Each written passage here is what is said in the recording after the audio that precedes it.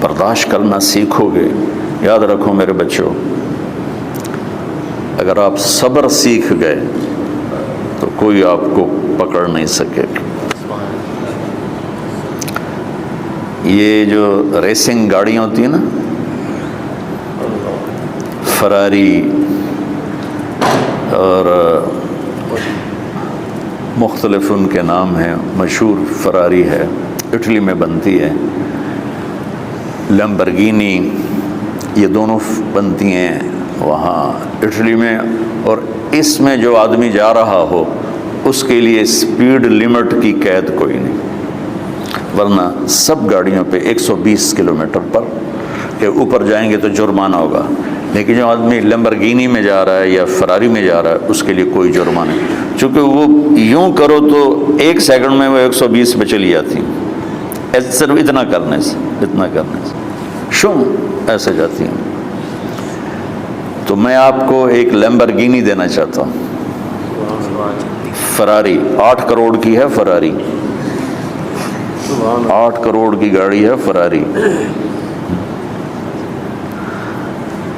کئی دفعہ وہاں جب جاتا ہوں تو کوئی نہ کوئی بٹھا دیتا ہے، یہ آپ کو ذرا سیر کرائیں. وہ ہمارے کو تو شوق کی کوئی چیز ہے نہیں، وہ نوجوانوں کے شوق کی چیز ہے.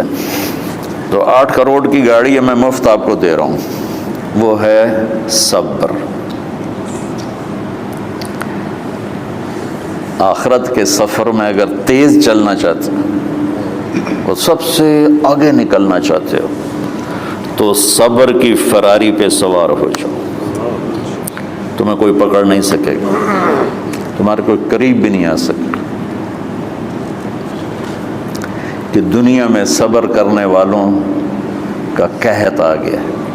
بڑے بڑے علماء ہیں اخلاق سے خالی، بڑے بڑے علماء ہیں صبر جانتے ہی نہیں.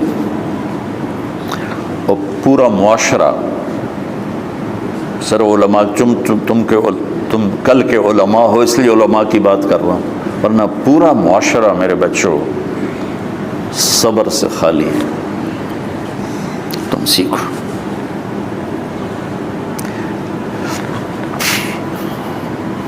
دیکھو میری ایک بات سنو، علم کی کمی ہو تو اچھے اخلاق اس کو چھپا دیتے ہیں، اخلاق کی کمی ہو تو بڑے سے بڑا علم بھی اسے چھپا نہیں سکتا. سارے عیب ہوں اور اخلاق اچھے ہوں تو اخلاق وہ چادر ہے جس میں سارے عیب چھپ جائیں گے. اور ساری صفتیں ہوں اور بد اخلاق ہو تو ہر صفت کو بد اخلاقی چھپا دے گی. میرے نبی نے نماز لمبی پڑھی، اللہ نے روک دیا، کہا نہیں چاہیے. ما انزلنا علیک القرآن لتشقی، مختصر نماز پڑھیں، درمیانی نماز پڑھیں. پیسہ سارا خرچ کر دے، اللہ نے روک دیا. ولا تبسطها کل البسط، میرے نبی سارا خرچ نہ کرو، کچھ بچا کے بھی رکھو. تبلیغ میں اپنی جان کھپائی، اللہ نے اس سے بھی روک دیا. فلا تذهب نفسك علیہم حسرات، تبلیغ کرو خود نہ مر جاؤ. تبلیغ کتنا بڑا عمل ہے، اللہ نے کہا اعتدال. نماز کتنا بڑا عمل ہے، اللہ نے کہا درمیانہ ہاتھ رکھو. مال خرچ کرنا کتنا بڑا عمل ہے، اللہ نے کہا درمیانہ ہاتھ رکھو. جب میرے لیے میں نے اخلاق میں بلند پرواز دکھائی تو اللہ نے کہا شاباش انک لعلی خلق عظیم. میرا نبی میں آپ کو شاباش دیتا ہوں، آپ کے اخلاق بڑے عالی شان ہیں. یہ نہیں کہا کہ اتنے بھی ذرا تھوڑا آنکھ بھی کھائی کر کوئی کوڑا ہویا کر. تو تم مولوی بڑے غصیلے ہوتے ہو. تم میرے بچے بیٹھو نا اس لیے بات کر رہا ہوں. صبر نام کی شے ہی نہیں ہوتی.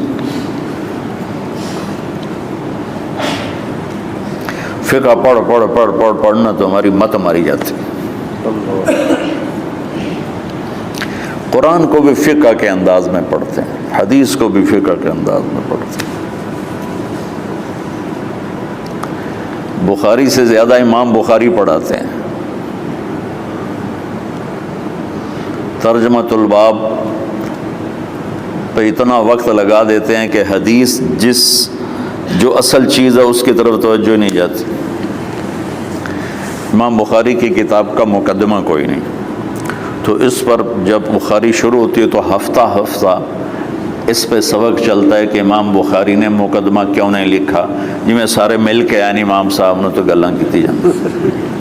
میں اس کا اتنا آسان 1 منٹ میں اس سارے سبق کو ختم کر دیتا ہوں بخاری شریف کے، کہ دیکھو بھائی امام صاحب کا دل نہیں کیا مقدمہ لکھنے کو، اس لیے انہوں نے نہیں لکھا گلموں۔ ایک حدیث کے عنوان اور حدیث میں جوڑ نہیں تھا، تو شیخ رمزی بہت بڑے فاضل آدمی ہمارے فیصل آباد، میں نے کہا شیخ یہ جوڑ کوئی نہیں، کہ شیخ ھذا من اصعب ابواب البخاری، یہ بخاری شریف کے مشکل ترین ابواب میں سے۔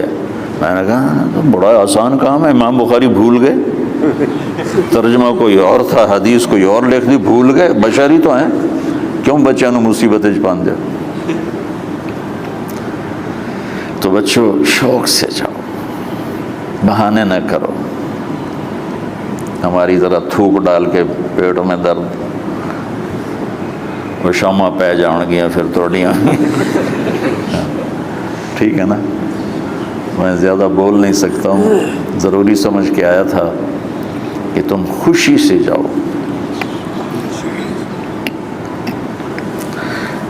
پھر اس میں جو ناگواری آئے گی اسے برداشت کرو گے تو پھر آپ کا صبر بڑھے گا۔ تمہیں صرف میری شہرت نظر آتی ہے، اس میں جتنا مجھے صبر کرنا پڑا ہے وہ تمہارے سامنے نہیں ہے، جتنی کڑوی گولیاں میں نے کھائی ہیں لوگوں سے وہ تو تمہیں نہیں پتا۔ اب تمہیں اتنا نظر آتا ہے کہ واہ واہ ہو رہی ہے آگے پیچھے لوگ، میرے اللہ کا کرم ہے، میری کیا اوقات، آج ہوں کل مر جاؤں گا، اولاد کو بھی یاد نہیں رہے گا کہ طارق جمیل کون تھا۔ جو ہے اس میرے رب کا کرم ہے، مجھے اپنی شہرت سے کبھی دھوکہ نہیں لگا، تو میرے بچوں اس لیے بتا رہا ہوں، کوئی فخر نہیں، کہ مجھے اپنی شہرت سے کوئی دھوکہ نہیں، ایک لمحے کے لیے بھی مجھے دھوکہ نہیں۔ میرے دل کی گہرائیوں یہ بات اتری کہ سب میرے اللہ کا فضل ہے، اور برائی کرنے والا اور اچھائی کرنے والا میری نظر میں برابر ہو گیا ہے۔ برابر ہونے کا مطلب پہلے سمجھو، تو مجھے گالی دو گے مجھے تکلیف ہوگی، تو میری تعریف کرو گے مجھے خوشی ہوگی، اس کو برابری نہیں کہتے، وہ تو ایک طبعی چیز ہے۔ یہ میں نے ہاتھ پہ اپنا ہی ہاتھ مارا تو اس کو درد ہو رہا، تو اگر میں مولوی شوکت صاحب سے بدتمیزی سے بات کروں گا تو ان کو تکلیف ہوگی، اور میں ان کی قربانیاں بیان کروں گا۔ یہ ذرا کھڑے ہونا،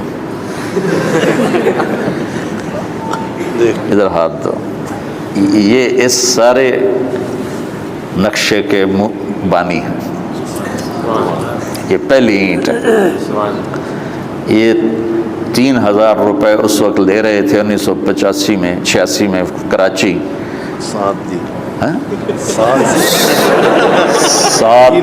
7,000 ان کی تنخواہ تھی، اور میں نے ان کو تلمبے میں بلایا 900 روپے مہینے پر۔ کتنا فرق ہے 7,000 اور 900 کا؟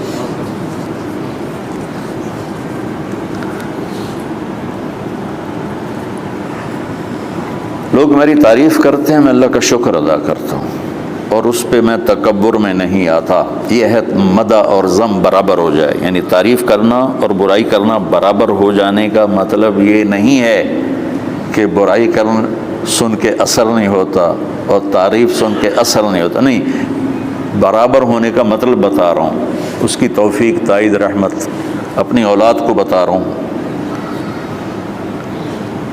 کوئی میری تعریف کرتا ہے، میں اللہ کا شکر ادا کرتا ہوں اور اپنے آپ کو بھولتا نہیں ہوں۔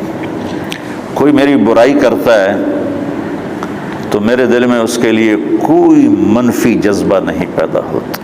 یہ ہے اچھائی برائی کو برابر کر دینا۔ کہ میرے اوپر مختلف الزام لگتے ہیں تو میں ان کو پی جاتا ہوں، اور اس طرح کا معاملہ کرنے والوں سے اپنے دل کو بالکل صاف رکھتا ہوں، بالکل صاف، اور میرا ان سے معاملہ اسی طرح ہوتا ہے جیسے پھر آؤ جی اپنی وجہ سے کبھی کسی سے قطع تعلق نہیں کرتا. تو بچوں صبر بہت بڑی دولت، یہ تمہاری تبلیغی زندگی میں بھی کام آئے گی، علمی زندگی میں بھی کام آئے گا، جب تم گھر والے بنو گے، شادیاں ہوں گی، اس وقت یہ کام آئے گا. ٹھیک ہے، اب بہانہ تو نہیں کرو گے نا، خوشی سے جاؤ گے نا. چلو السلام علیکم.